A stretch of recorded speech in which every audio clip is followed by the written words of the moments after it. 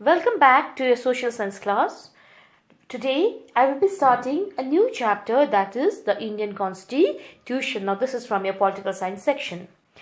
Now before we start understanding what is Constitution, let us understand why is there a need to study Constitution, or why is there a requirement to frame a Constitution. Now in order to understand that, let me show you this picture. As you all can see, it is a picture of footballers playing football. Now, I am for sure you students are very familiar with this game, as most of you all might have played this game. Well, let me ask you, if I play this game of football with hands, will it be okay? Well, of course not. It's going to be considered a foul.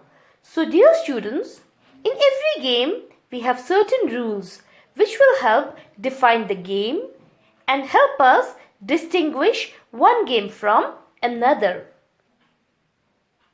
Similarly, if you are going to school, you will have to go to school in proper school uniform. Likewise, if you are appearing for exams or doing exam, then you are to be doing those questions that have been asked in the question paper. Now just because you know the answer, you cannot take any question and write the answer. Then if you do that, then it's going to be for sure you won't be scoring any marks for that. So those are certain rules that have been defined for certain things. And similarly, for a country like ours, which is very big in size as well as overpopulated, it is quite obvious that there is a requirement for rules to be formulated through consensus. And in modern countries, these rules are usually available in written form. So my dear children, a written document in which we find such rules is called a constitution. Now, you all must be thinking, why do we need a constitution? Now, my dear students, the constitution serves several purposes. We will study about it one by one. Remember, a constitution lays out certain ideals that form the basis of the kind of country that we as a citizen aspire to live in. A constitution also serves as a set of rules and principles that the entire population in our country, including us, can agree upon. Well, let us try to understand it with an example of our neighboring country, Nepal. The country of Nepal has witnessed several people's struggle for democracy. There was a people's struggle in 1990 that ultimately succeeded in establishing democracy. Hence, the constitution was framed, but the constitution vested the final authority with the king. The people were not so happy about it. As a result, they continued with the movement. And after that, the people carried on a movement for a very long time. However, in 2006, they finally succeeded in putting an end to the power of the king. So again, they had to write a new constitution to establish Nepal as a democratic country. So now students, why do you think the people of Nepal did not want to obey the 1990 constitution?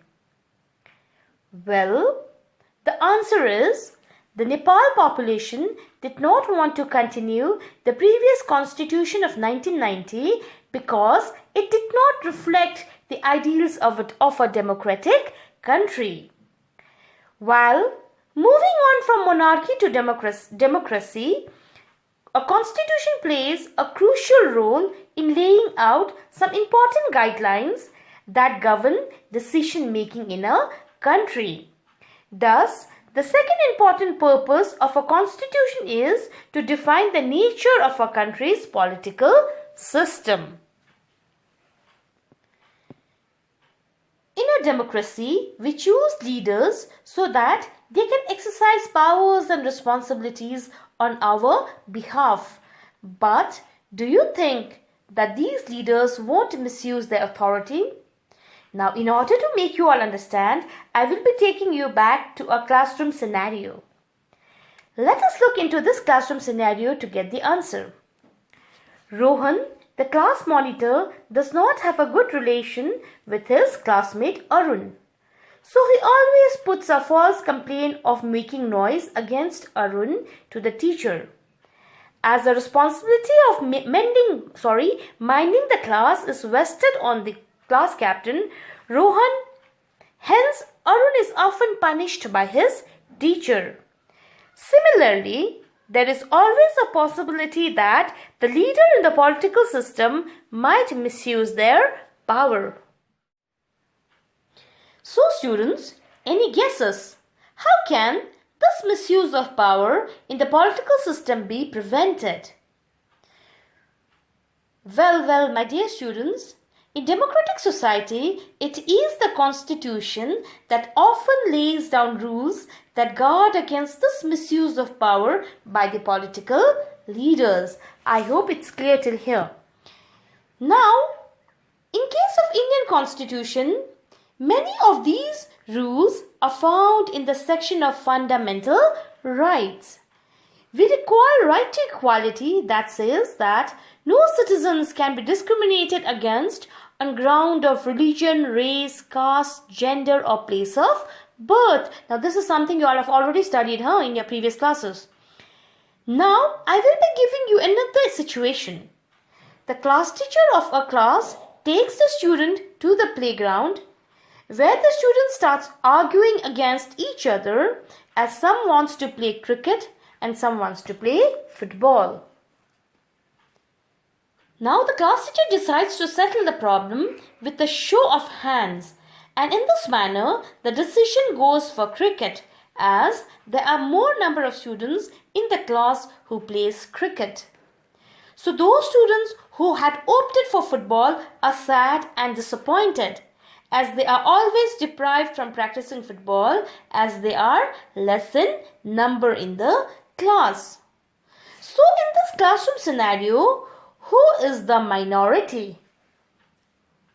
Well, the students playing football are the minority group who had been deprived of practicing as they were lesser in number. Such unhealthy situation can also occur in a democratic society where a majority can continue to enforce decisions that exclude minorities and that goes against their interest. Hence, a constitution usually contains rules to ensure that minorities are not excluded from anything. Just like the students who wanted to play football.